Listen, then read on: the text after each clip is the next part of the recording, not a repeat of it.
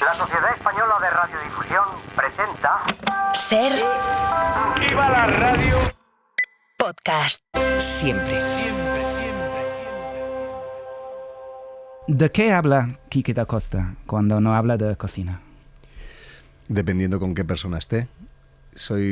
O trato de tener las suficientes o conocimiento de la persona que tengo enfrente para poder entablar una conversación. Si estoy con mi hijo Hugo, hablamos de fútbol, hablamos del cole. Si estoy con mi hija Noa, de su intención de ser actriz. Si estoy con James Rome, de música, de pianos, de lo que él quiera. Bueno, sí que es cierto que a mí no me importa hablar de cocina todo el rato.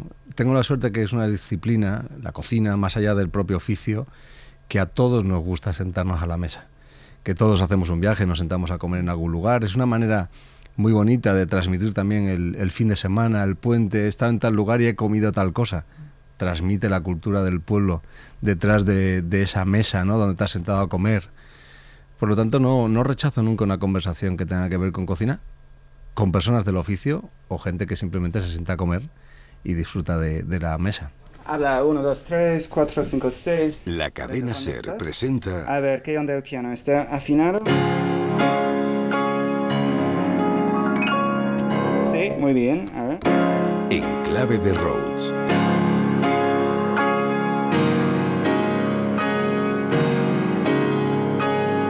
Un espacio de música y conversación de James Rhodes con sus invitados. Sí, re bien. Yo súper contento, vamos. En este programa, Quique da Costa y la tradición.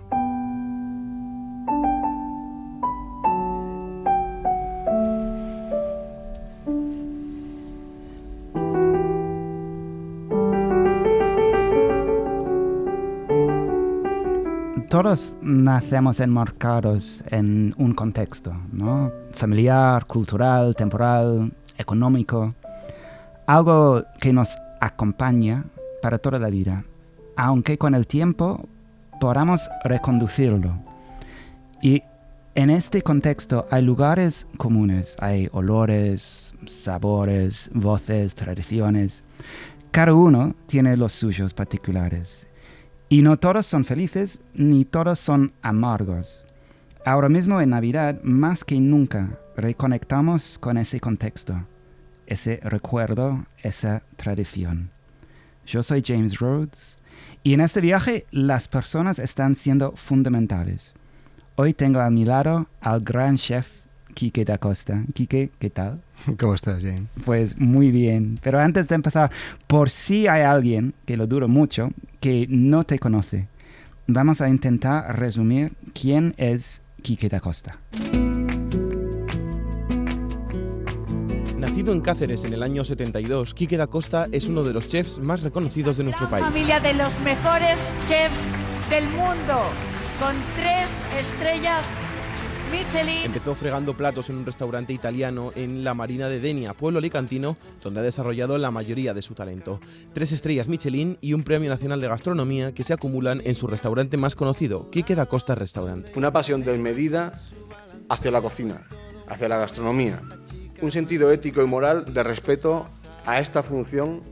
Yo cuando empecé la cocina dije, y empecé a hacer cocina de innovación, dije, cuando me retire, si se me acaba la innovación, que sepa guisar bien, que me quede la base de la buena cocina. Sus técnicas culinarias van mucho más allá de lo conocido. Velos comestibles, papeles masticables o mineralización de platos con oro y plata que han sido imitadas y adaptadas por muchos otros chefs. Teniendo en cuenta, obviamente, mi estilo de cocina, mi manera de hacer cocina en Denia. En el primer caso, he hecho un plato que tiene como leitmotiv recuperar y ensalzar la alubia típica de la paella y el conejo. Su amor por la región de Alicante y sus productos locales se reflejan en su cocina, donde utiliza ingredientes autóctonos para crear platos sorprendentes y llenos de sabor. Cuando hablamos de belleza, no me estoy refiriendo a lo bonito del plato, sino a lo bonito del gusto. Es un adjetivo no usado a la cocina. Es evidente que hay una plástica en mi cocina. Un chef que siempre ha creído en lo que hacía, algo que le ha llevado a diseñar los platos más impresionantes en mucho tiempo.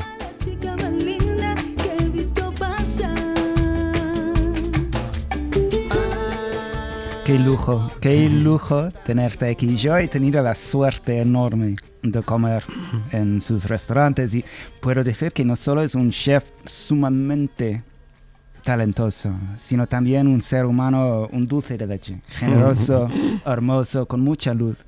Yo he leído que empezaste a cocinar a los 14 años, ¿no? Eres un bicho raro, un poco como yo con el piano, ¿no? Bueno, yo diría que ahí fue, o cuando he dicho que a los 14 años empecé a cocinar, fue un poco presuntuoso por mi parte, porque en realidad lo que estaba era en la cocina fregando cazuelas. Bueno, trabajando. Sí, trabajando. Lo que pasa es que por la proximidad entre el friegue y la tabla de cortar y la sartén, pues alguna cosa ayudaba, pero bueno, empecé básicamente fregando. ¿Y te ha inspirado estar tan cerca de...? Sí, tuve la suerte de encontrar mi elemento a muy temprana edad. Claro, es poco común, ¿no? Es poco común. A ver, con futbolistas, rockeros, sí. Es posible. En mi caso fue raro porque literalmente de donde yo vengo, donde yo nací, que es en Jarandilla la Vera, en Cáceres, y donde yo me desarrollo como ser humano y como cocinero, que es en Denia, en la Comunidad Valenciana, eran dos mundos casi antagónicos, culturales, en despensa, y mi familia no tenía nada que ver con la restauración. Tanto es así que yo la primera vez que entro en este restaurante a fregar cazuelas, no tenía conciencia de que antes hubiera entrado en ningún restaurante. O sea, yo no tenía conciencia de que con 14 años me hubiera sentado con mi familia a comer en un restaurante, nos hubieran dado la carta y hubiéramos elegido un plato. No. Alguna boda había ido, pero no había ido a un restaurante como tal.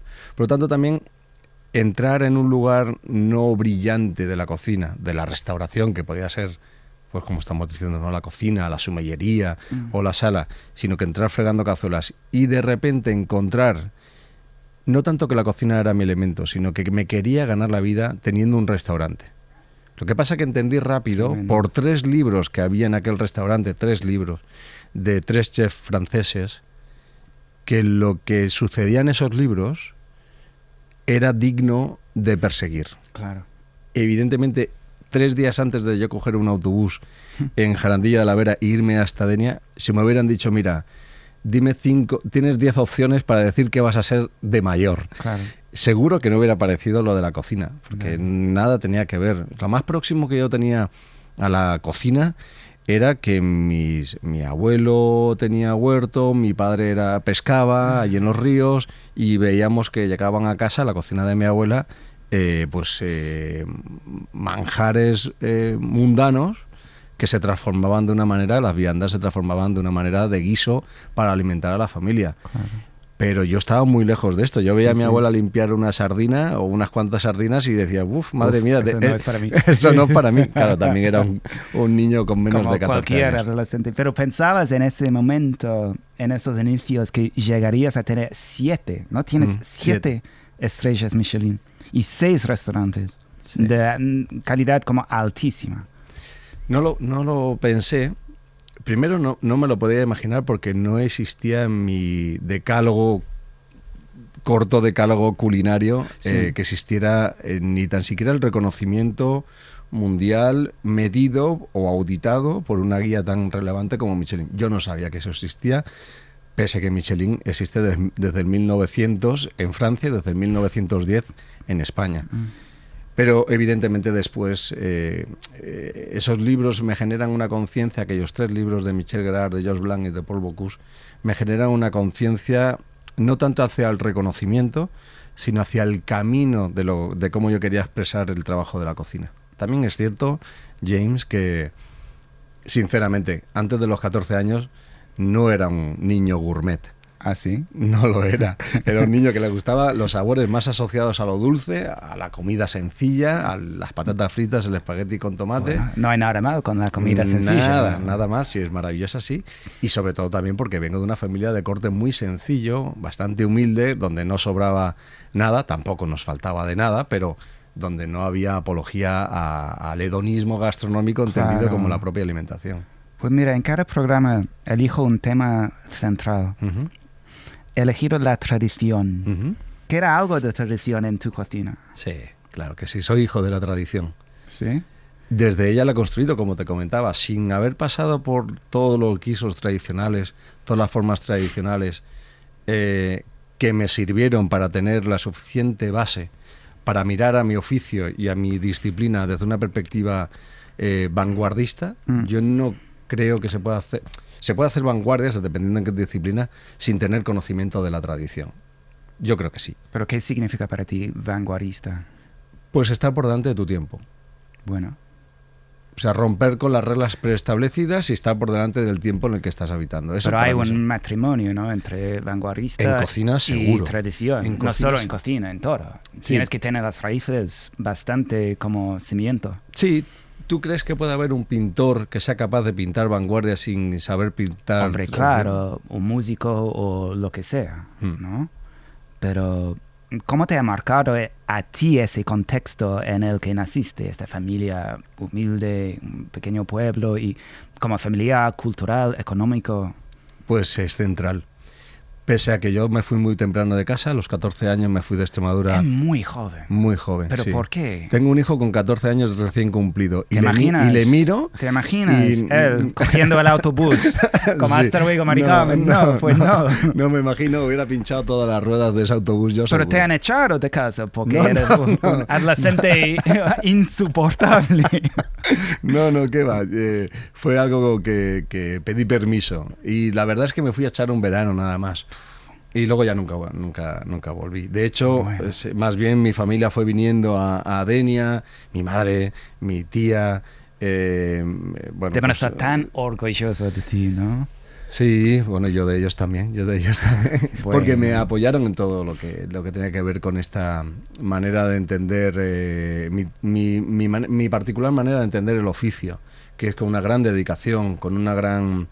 compromiso, valorando y respetándolo mucho. ¿Pero qué onda con el cole y tal? ¿Dejaste la escuela? ¿O? En Denia seguí estudiando en el instituto. Con 14, 15 años. Sí, ya cuando pasabas al instituto en aquella época, terminabas el EGB. Sí. Yo terminé el EGB, que era octavo en aquella época. Con mi graduado escolar me fui a Denia y cuando empezó el curso seguí estudiando en el instituto, primero, segundo, tercero, alternando por las tardes y los fines de semana con mi trabajo de cocinero. Como hoy se tiene mirado el oficio de cocinero, nosotros no estábamos llamados a la gloria. No es un oficio llamado a la gloria, no somos... Con todo aquel entonces menos, ¿no? Es sucio, menos. Es duro. Ahora, bueno, pues todo el mundo puede entender que puedes aspirar a ser un chef con 3 estrellas Michelin y que hay galas y que hay tu propio menú en Burger King.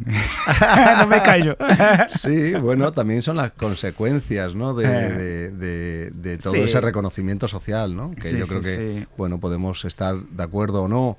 Yo respeto todas las decisiones de cada uno de mis colegas siempre y cuando no hagan el mal a la gente. Claro. Entonces entiendo que seguramente que hay una mejora de su aportación en esa empresa, seguramente que se tiene algún tipo de mejora culinariamente hablando, quiero pensarlo.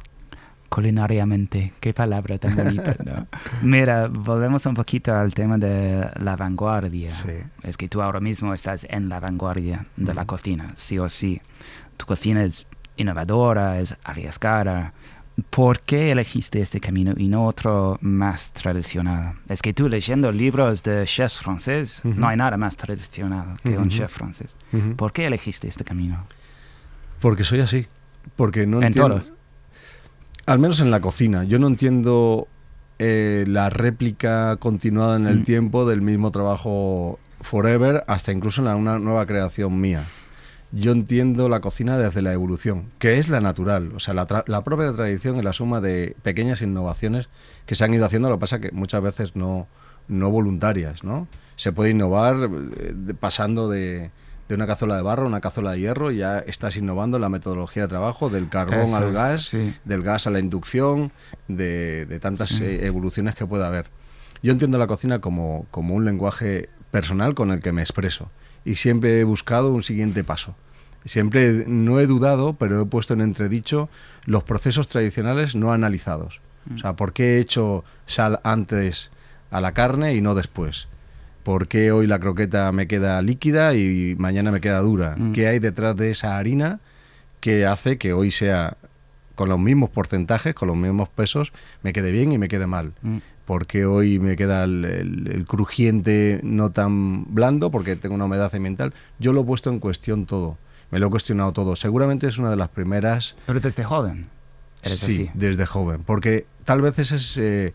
como no tengo formación académica, todo lo he aprendido de una manera empírica o leyendo libros y poniéndolo en práctica en la cocina, me he enfrentado a todo en el ensayo y en el error y con las perspectivas, ¿no? Con los ojos muy atentos, ¿no? A lo que podría suceder.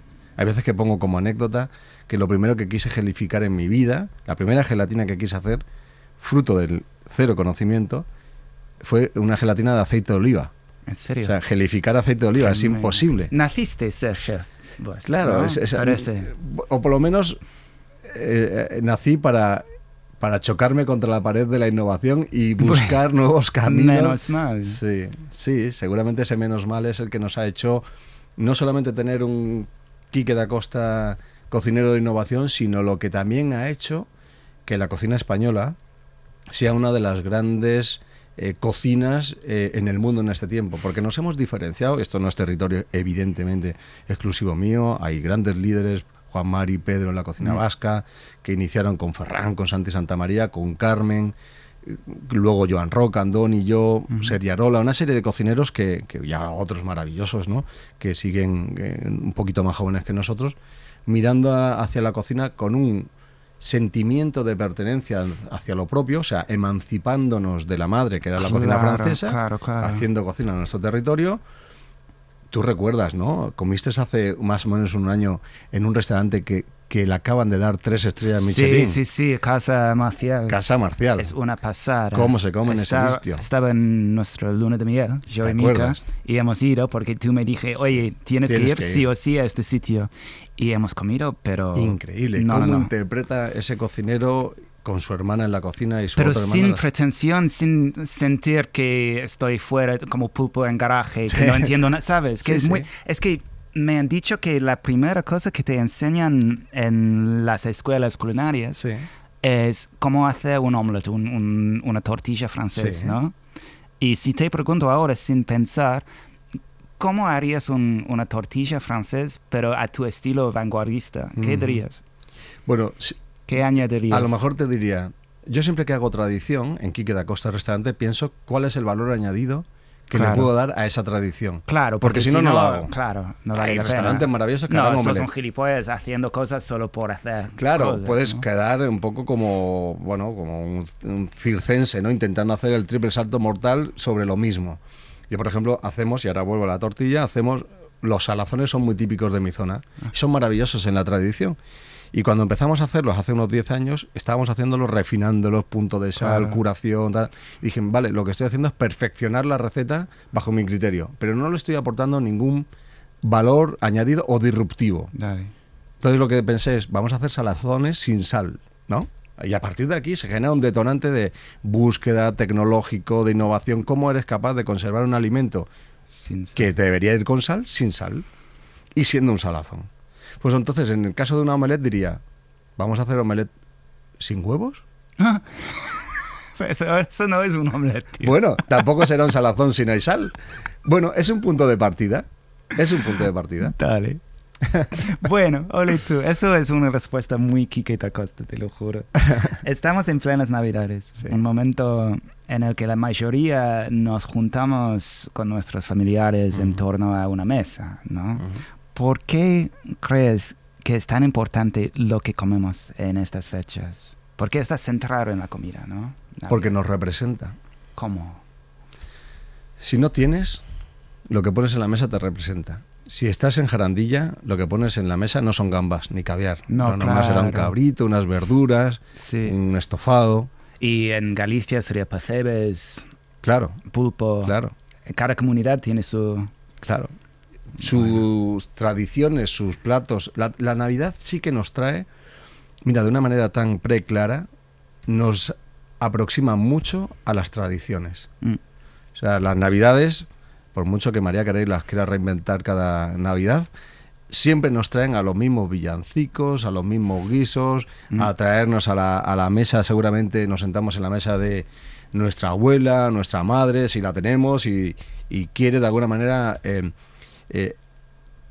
pegar duro, ¿no? En la pared, ¿no? Esas tradiciones. Seguramente será de todas las situaciones que se pueden dar en una mesa una de las que marcan más claramente la tradición. Y te da de alguna manera una estabilidad, ¿no?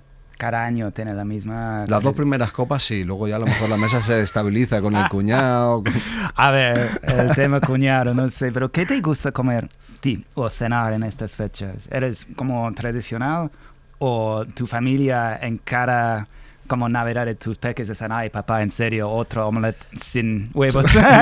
No, somos de con papel de oro y todo. ¿no? Somos de tradiciones. Mira, me acuerdo una vez que unas Navidades, seguramente la última Navidad que pasé en Extremadura, ya siendo Quique da Costa con estrellas, me acuerdo de ir a comer el día 25 con la familia de Extremadura y habían preparado mi tía Rocío una caldereta de cordero, mi abuela unas migas, las cosas normales. Y yo me acuerdo que había traído de Denia gambas. Las gambas son el producto más maravilloso del mundo salido del mar. Que me perdonen aquellos que creen que la centolla, el percebe, cualquiera de estos productos maravillosos. No, pero claro, mejor. Yo soy de Denia. ¿no? Y cuando puse las gambas encima de la mesa, miré la mesa, el bodegón de la mesa y dije, no pegan ni con cola. O sea, las gambas aquí no pegan. O sea, iba de otra cosa. De la misma manera que a lo mejor las migas no hubieran pegado si esa comida hubiera pasado en mi casa en Denia, ¿no? Por lo tanto, yo creo que tienen mucho sentido las tradiciones en cada lugar y nos representan a todos. Pero lo tienes tan claro. Yo diría que sí, aunque también te digo una cosa, por ejemplo... Es que porque en Inglaterra no existe esta idea. Vale, pero si no existe esta idea... Es turkey, es pavo o fish and chips, bueno, y chimpum, ya está. Pero si no existen las reglas del juego, existe la libertad. Sí. Eres libre de hacer lo que quieras. Puedes llegar con una hamburguesa o puedes llegar con un pavo asado. En cualquier caso, eres libre porque no estás, de alguna manera, agrediendo. Mira, yo este año he hecho turrones. Y he hecho turrones con perspectiva innovadora. Pero que es una innovación... Sin chocolate. sin almendra, no sería, ¿no? Pero sin almendras. Bueno, sería un turrón sin almendra, ¿no? Por ejemplo, uno de los que he hecho es con piñones. No llevan almendra y lleva piñón mediterráneo, que no deja de ser también un fruto seco. No, prohibido. ¿Te parece? No.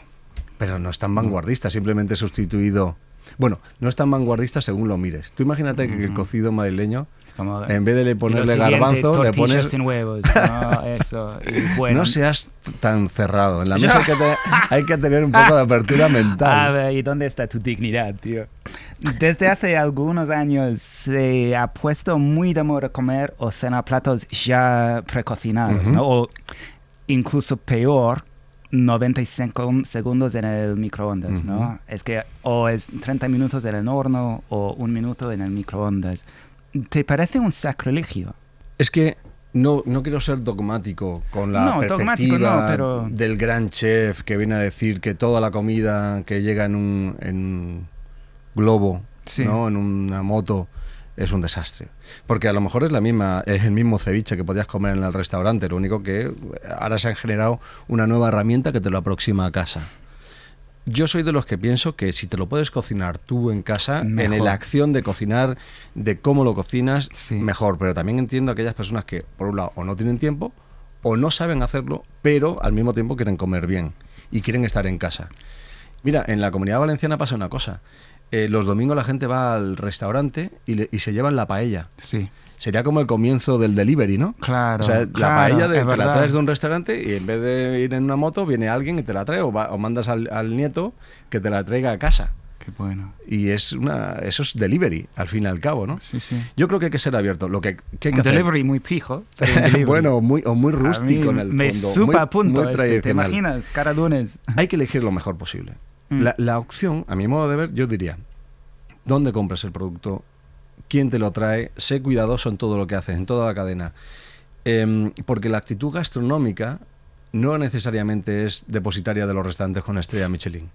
Tú puedes tomarte el café, el desayuno todas las mañanas debajo de casa. Y seguramente habrá 3 o 4 cafeterías en menos de 250 metros a la redonda. Sí. La diferencia entre la que hace el café, el zumo exprimido, el pan tostado del horno artesanal y el café bueno, con la leche entera, con el que compra el zumo de Tetrabric, que no será ni zumo, hombre, con el café no malo. Se puede comparar los pero a lo mejor la diferencia estamos hablando de 50 céntimos o 25 céntimos. Entre un desayuno a 3,50 y un desayuno a 3,75. Sí, claro. Tu elección en tu día a día condiciona tu forma de ser. Y eso es una actitud gastronómica. A esto me refiero yo. Porque freír un huevo en una sartén y coger unos espárragos trigueros y grillarlos a la sartén con un poquito de aceite y sal tardas 3 minutos en hacerlo. Es muy curioso porque en Inglaterra, por ejemplo, la tradición es comer mucho más temprano y Sí. con mucho ketchup y todo esto. Y tú tienes un restaurante en Inglaterra, Ujú. pero cada país tiene su cosa.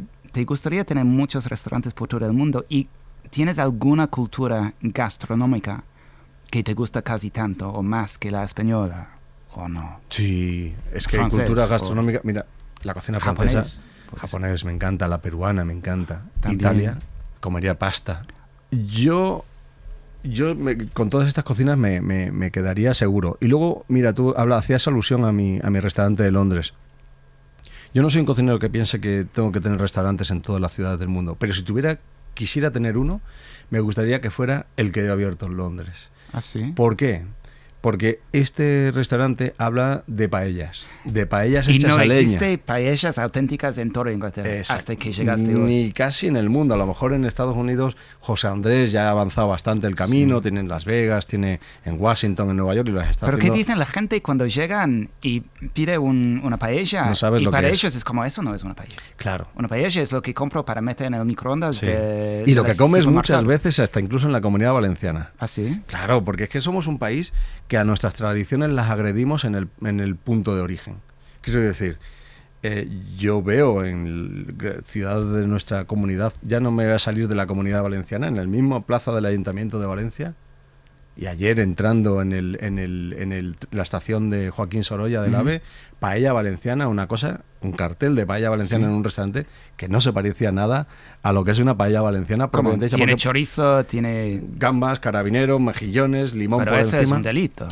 Pues Llama yo creo Guardia que, Civil, yo creo que ¿no? la Guardia Civil debería ir a Hombre, cerrar sí o sí. ese restaurante. No, Pero no. eso pasa en Valencia. El problema es que ponía paella valenciana. Claro. Porque si tú dices arroz en paella con Claro, carabinero, claro, no pasa nada. quisquilla o lo que le hayas puesto por ahí, Jo. pues no pasa nada. Con chorizo, pues pones paella o arroz en paella con chorizo. No pasa nada, si tampoco hay que ponerse muy hooligan en esto.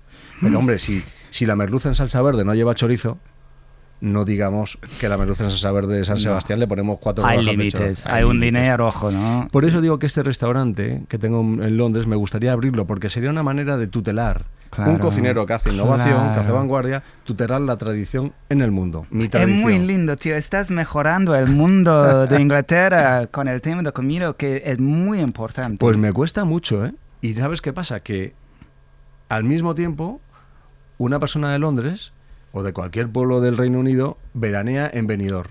Sí. Y la paella Y que para come en ellos, Benidorm, claro. la que ha comido con su padre que le llevaba de vacaciones o con su abuelo, es una paella como la que te decía del una cartel que blasfemia, vi ayer. claro. Entonces, claro, cuando yo voy a su casa, a su país, a su ciudad, le digo, mira, esta es la paella valenciana auténtica. La de garrafó, pollo, Perdona, conejo, están romero. flipando, ¿no? Y dicen, no.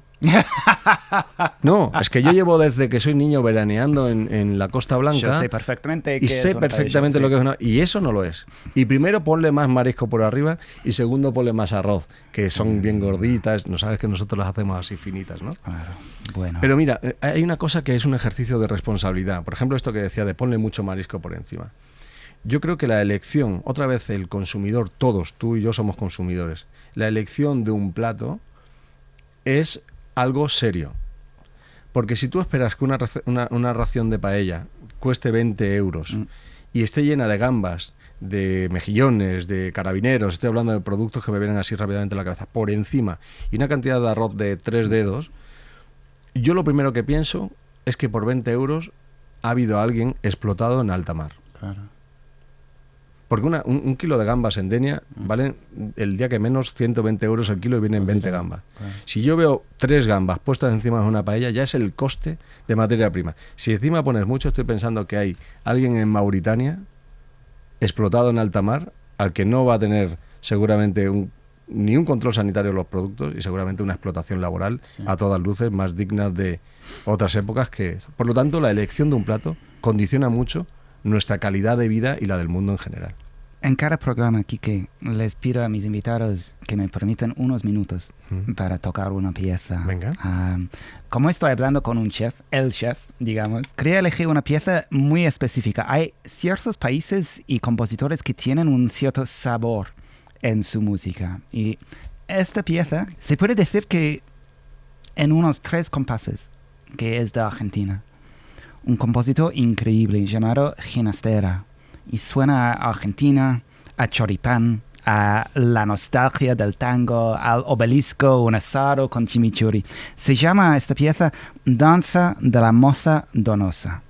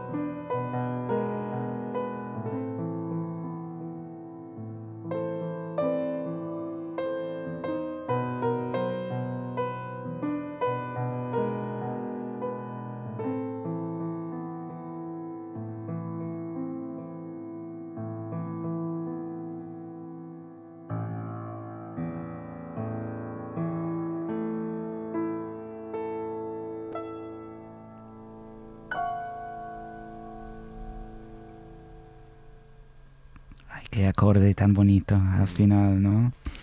Me encantaría saber tocar piano. Sí. Pues nada, tampoco. ¿Sabes qué? Tú me das clases en cómo cocinar y yo te doy clases en tocar el piano. Y yo voy a ganar en este, te lo juro.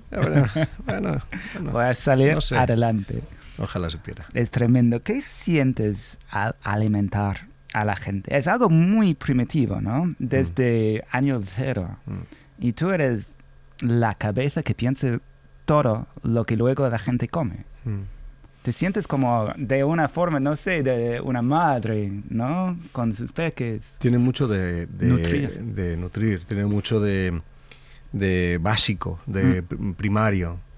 Tal vez donde yo he sentido el ejercicio de responsabilidad mayor con el acto de dar de comer fue cuando fui papá y empecé a dar las primeras papillas a Noah, a mi hija, donde sabía que cada uno de los ingredientes que ponía en esa papilla, en esa crema, condicionarían su vida gustativamente hablando. Entonces el ejercicio, cuando me aproximaba, algo muy básico, muy primario, que todos los días nace una persona y evidentemente hay un momento en el que empieza a tomar una papilla, pero desde mi perspectiva fue un ejercicio de altísima responsabilidad en la condición. De hecho, Luego nació Hugo, 2 años y medio después, y por los avatares de la vida yo iba más ocupado que cuando nació Noah, y no invertí tanto tiempo, y tengo a una hija gourmet y a un hijo gourmand. Mira. Que son 2 actitudes con respecto a cómo se sienta uno en la mesa. A los 2 les gusta comer, pero Noah es exploradora.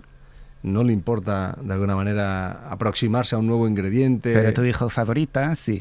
Y mi hijo, ¿no? Que es mi hija favorita y mi hijo favorito. Y Hugo es más del trozo grande, del solomillo, de la zanahoria o lo que sea, pero... Yo soy así también. Sí, también es válido, ¿eh? También claro, es válido. ¿cómo no? Pero hasta en eso considero que tuve una responsabilidad. Y en el acto de comer, en el restaurante... Claro, yo entiendo que al final lo que está pasando en la restauración contemporánea, en la cocina contemporánea, más allá de la pura alimentación, tiene que ver mucho con el ocio, tiene que ver mucho con el hedonismo.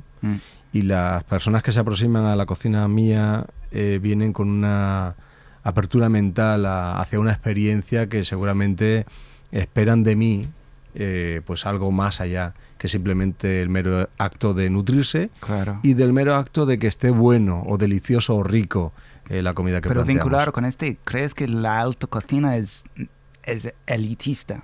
En ese aspecto tal vez es un poco similar a la música clásica, tristemente. Pero cuando la gente piensa en estrellas Michelin y todo esto, es como inasequible, ¿no? Es bastante elitista, ¿o no? No, a ver, no podemos decir que comer en un restaurante 3 estrellas Michelin es un acto que no cuesta un dinero. En Quique da Costa Restaurante, en el menú degustación 2024, hasta en 295 euros el menú. Es un dinero. No diré que no. Teniendo en cuenta que un kilo de gamba está a 120 euros el día que menos, que normalmente de media son unos 180, y que una gamba cuesta unos 8 euros solo el precio de coste, pues entenderemos que si haces un menú de 16 platos y trabajan 50 personas, otra vez, ¿no? Dignificar. La elección de un plato es dignificar, porque si trabajan 50 personas, a 300 euros el cubierto, hay que dar muchos cubiertos para que esas 50 personas tengan un buen sueldo, tan digno como su profesionalidad. Yo tengo camareros que hablan 5 idiomas. Tengo cocineros que han trabajado en muchísimos restaurantes con 3 estrellas Michelin, que tengo una carrera profesional. ¿Pero no te parece un poco injusto que estás cerrando la puerta a la inmensa mayoría de población? ¿Por los 300 euros? Sí. No, a ver, cuesta un dinero. Es que no lo puedo hacer por menos dinero, porque si no pierdo dinero yo, que ya casi no gano. Al mismo tiempo lo que tengo son otros conceptos, otro tipo de restaurantes, donde lo que en vez de poder dar 20 clientes a 200 o 300 euros, lo que hago es dar 300 clientes a 30 euros. Algo más. Vuelve Carolina, Gisa Negra es un restaurante de cocina de producto. Mi restaurante de Londres, por ejemplo, tengo una paella al mismo precio que lo vendo en Valencia. Un plato está más rico por ser bonito. Es que ser bonito es un tanto abstracto. El concepto de bonito, lo que puede parecerte a ti bonito, puede ser que para mí no lo sea. Pero sí que es cierto que, por ejemplo, la parte estética, yo no la desecharía de entrada, porque es el primer sentido que cualquier persona tiene a la hora de aproximarse a un plato. Antes de que llegue la persona y de conocerla, ya la estás viendo. Antes de que llegue el plato y olerlo, ya lo estás viendo. Por lo tanto, también te está dando una información. Sí. Pero también puede ser un plato rico o feo. Pero claro que sí, pero mira, nosotros hicimos un documento. Eso sería bastante vanguardista de tu parte. Hacer un plato súper feo que se vea como el culo, pero cuando lo comes te muere de alegría. Hay gente que le parecerá que lo que hago no es bonito, porque hay gente que le gusta el minimalismo y lo barroco y la Capilla Sixtina no le gusta. Bueno, faltan un par de jugadores. Hemos hablado sobre cómo a través de la comida y más ahora en Navidades conectamos con nuestro contexto, ¿no? Con nuestra tradición. Es por ello que nos hemos preguntado qué pasa en nuestro cerebro cuando comemos. ¿Cómo es la conexión entre lo que nos llevamos a la boca y nuestros recuerdos? Y cómo funciona el cerebro con ciertos sabores. Algunos te dan paz, otros te llevan a tu infancia, otros te resultan desagradables. Nuestra compañera Laura Bermejo se han preguntado todo esto en este reportaje. Una persona promedio tiene aproximadamente 10.000 papilas gustativas que se van regenerando cada 2 semanas, unos pequeñísimos órganos sensoriales que tenemos en la lengua y que nos permiten percibir los sabores. Pero, ¿todos tenemos las mismas? José Manuel Morales es otorrinolaringólogo. El sabor que nosotros sacamos a los alimentos es una combinación de todos los componentes que tiene ese alimento, los 5 sabores básicos, ¿no? El dulce, salado, ácido, amargo y umami. Y la representación gráfica es como hay 3 colores básicos y con la combinación de esos 3 colores básicos consigues toda la paleta de color, ¿no? Esos botones gustativos, con unos pelitos microscópicos muy sensibles, son los que envían mensajes al cerebro sobre el sabor de las cosas. En la parte más primitiva de nuestro cerebro, el sentido del gusto y el sentido del olfato no estaban tan pensados para disfrutar de las comidas, sino como un mecanismo para saber qué cosas se podían comer, qué cosas no, qué podía ser peligroso, qué no. Entonces, claro, hay una interrelación muy fuerte, hay una asociación muy fuerte del gusto con la memoria. Pues si un individuo comía un alimento que podía ser perjudicial y al comerlo pues se ponía enfermo, pues eso tenía que crear una memoria muy potente para que cuando volviese a oler algo parecido a eso que había comido, tuviese un recuerdo de lo malo que se puso, pues que eso evitase que volviera a comer otra vez. Pero no hay que olvidarse del olfato. Los receptores olfativos también envían mensajes al cerebro. Ambos sentidos, de hecho, se procesan juntos. Chema Rodríguez de Echevarri es neurólogo y divulgador en redes como Neuroprevención. De hecho, podemos reconocer los alimentos por su olor o podemos intuir cómo van a saber por el olor. Y de hecho, la experiencia del gusto de la comida es una experiencia combinada del gusto con el olfato. Tenemos los 5 sentidos, los 5 gustos básicos, pero esto no cubre toda la experiencia de sabores que sentimos, ¿no? Y es gracias al olor que sí que es capaz de percibir muchísimas sustancias químicas muy diferentes que le dan todos esos matices de todas las comidas. ¿Y cómo es posible que haya sabores u olores que nos transporten directamente a algún momento de nuestra vida, de nuestra infancia? El sentido del olfato se procesa diferente al resto de los sentidos. Lo habitual, por ejemplo, con el tacto, con la visión, ¿no? Con el resto de sentidos, es que se procesen, lo primero, órgano primario, por ejemplo, en la visión, el ojo, ¿no? En lo siguiente, la siguiente estación de relevo de las neuronas, ¿no? Que recogen esa sensación, es una estructura cerebral que se llama tálamo, una especie de estación de relevo de los sentidos. Y luego, la corteza cerebral. Esto es lo normal, sentido primario, tálamo, corteza cerebral. Pues en el olfato va directamente desde los receptores primarios del epitelio de la nariz y del bulbo olfatorio directamente al córtex y a una región de la corteza cerebral que está al lado del hipocampo, que es la región donde almacenamos recuerdos.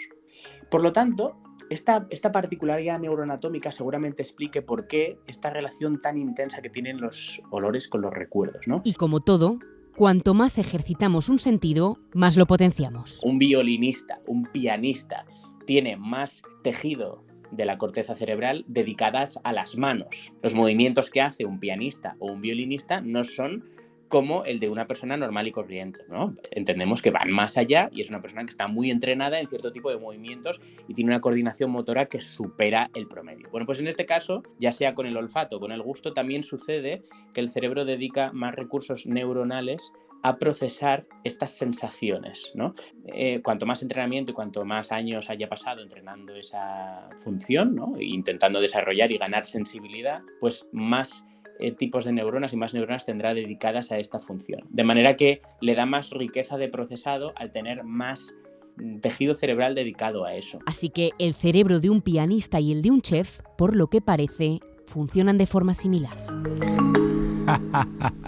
Somos hermanos. En algo estamos conectados. ¿Tú piensas en este tipo de cosas cuando diseñas tus platos?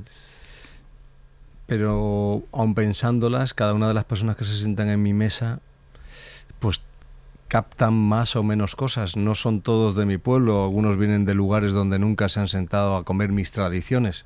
Por lo tanto, los variables que se dan son infinitos.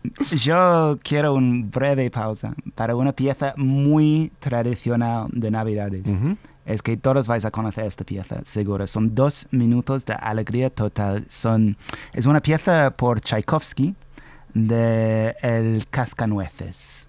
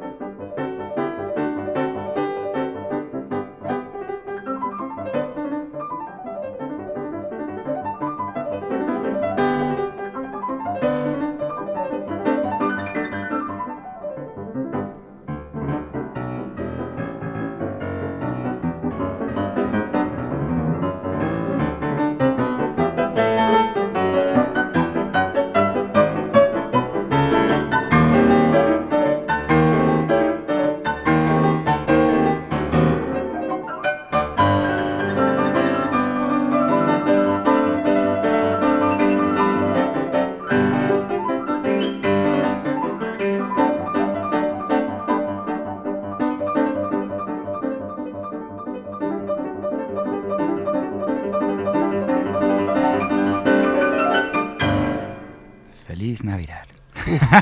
Me parece imposible poder llegar a ni tan siquiera hacer 5 segundos bueno, dices el tío que puede preparar una tortilla francesa sin huevos. Bueno, ese es un pensamiento racional. Estoy flipando para probar este. ¿Qué vas a cocinar en Navidades? Yo, porque vas a cocinar tú, ¿no? Sí, este año voy a cocinar yo. Es que yo no soy muy tradicional con esta cosa porque me siento como... No he sido aquí tantos años para ser súper español durante Navidades, pero tampoco soy británico ahora, entonces no voy a cocinar un pavo asado. Pero tampoco, no sé, yo tal vez un buen plato de pasta y algo tranquilo en casa. ¿Ya has perfeccionado lo del cordero, la paletilla de cordero con las patatas? He intentado y estoy mejorando cada día, sí. Tengo 3 platos de 10, que uno es el cordero. Sí. Otro es una spaghetti carbonara, que es nuevo, pero no, es una ¿Cómo pasada. un espagueti carbonara nuevo? ¿Quieres decir que lo has reinventado? No, nuevo para mí. Vale. Sí, sin spaghetti y sin carbonara. Soy vanguardista, ya está. Y un pollo al horno de toda la vida, con papas al horno. ¿Y dónde queda la paella? ¿Cómo está el tema de la paella? ¿Lo tuyo y la paella qué tal va? No, imposible. ¿Por? Estoy esperando mi clase individual de Quique da Costa. En este punto, Quique, espera, porque siempre hago a mis invitados algunas preguntas para conocerlos mejor. Un poquito. Primera, ¿eres autoexigente? Sí, conmigo mismo sí. Pero con la gente que trabaja para ti también, o a ver, marcamos un nivel de creo que hacemos un trabajo donde el cliente espera mucho de nosotros y debemos estar a la altura. ¿Y te cuesta confiar en la gente? No. Muy bien. No, lo que pasa es que el concepto de confianza es una cosa y el concepto de delegar es otra, y para poder delegar con confianza tienes que invertir en la formación de esas personas. ¿Cómo reconectas con el Quique de 14 años que empezó a cocinar? Pues es bastante difícil conectar todo el rato con tu jovencito. Tal vez tenga una oportunidad con mis hijos, que tienen 14 y 16 años. Que también es difícil o distinto porque el tiempo ha cambiado, no somos los mismos, o sea, estos tiempos no son los mismos que aquellos. Muy distinto. Pero tengo ahí una oportunidad. Lo que sí que es cierto que más allá del bling bling, las estrellas, los reconocimientos y todo lo que hay detrás de mi oficio, lo que sí que está claro es que sé de dónde vengo, dónde estoy, me lo recuerdo continuamente y también tengo mis líneas rojas de donde no quiero pasar por el mero hecho de tener acceso a una serie de cosas que me han permitido el oficio o al nivel que he alcanzado en mi oficio. Si pudieras elegir una canción, es difícil, lo sé, pero para un momento clave, tu boda, tu funeral, un amante, el mundo en esta época tan bizarro, ¿cuál sería? Una tuya. No, ¿qué va? Sí, tío, que eres capaz de reconocer. Mira que lo del piano es difícil, porque yo me acuerdo la última vez que comiste en casa, la música que sonaba era tuya. ¿En serio? ¿No te acuerdas? No. Sí, ¡ay, claro! En el restaurante. Y tu pareja estaba escuchando y de repente, porque al principio empezamos con piano normal y le coloqué mitad del menú, como algo que no era tan para recibirte con esa música. Y lo dijiste y tu pareja decía, ¿cómo lo puedes reconocer? A mí me suenan casi todas iguales.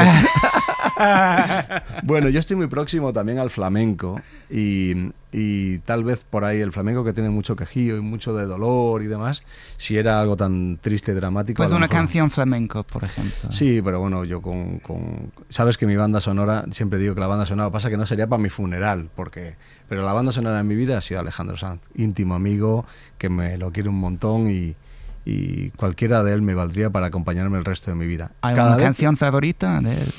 Lola Soledad, por ejemplo, me gusta mucho. Sí, esta es el principio de una relación que tuvimos él y yo cocinando su cocina, su música, cocinando su música. Es una cosa como muy bonita y partió de aquella canción. Fue especialmente bonito aquello y bueno, pues, pero es que para cosas tan tristes no me quiero poner a pensar en esto.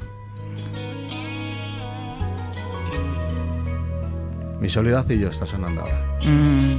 Nunca he conocido a Alejandro, ¿no? Pero me parece súper majo y solo por lo que hace para salud mental, para hablar tan abiertamente sobre algunas cosas, tiene mi respeto absoluto. Y sus canciones, obvio, es un... Y cocina bien. ¿En serio? Y toca el piano. No, bueno, o sea obvio, que, toca piano. O sea que... Sí. Tenemos que hacer una cena. Una cena. Los tres, ¿te imaginas? Con parejas. Cocina él, toco el piano yo.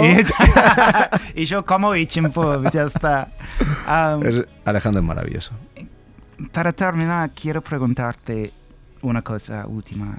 ¿Quién es la persona que más te ha inspirado en la vida y en qué te inspira? Tengo mucha gente que me ha inspirado y me inspira, desde personajes de mi industria, desde Michel Gerard, George Blanc, que mencionaba antes, o el mismísimo Ferran Adrià.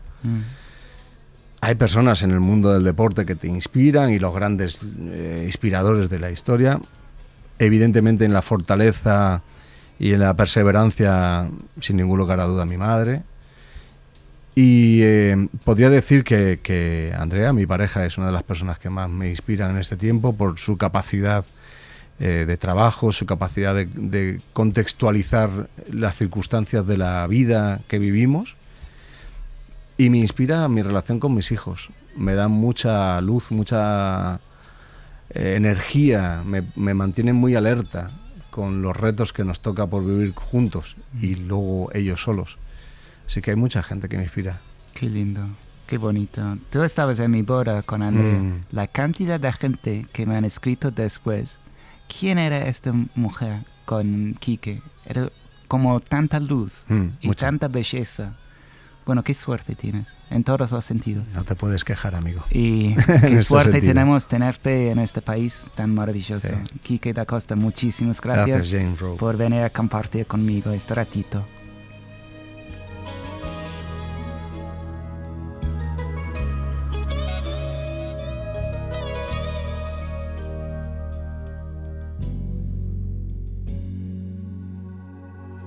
Yo no te entretengo más, sé que te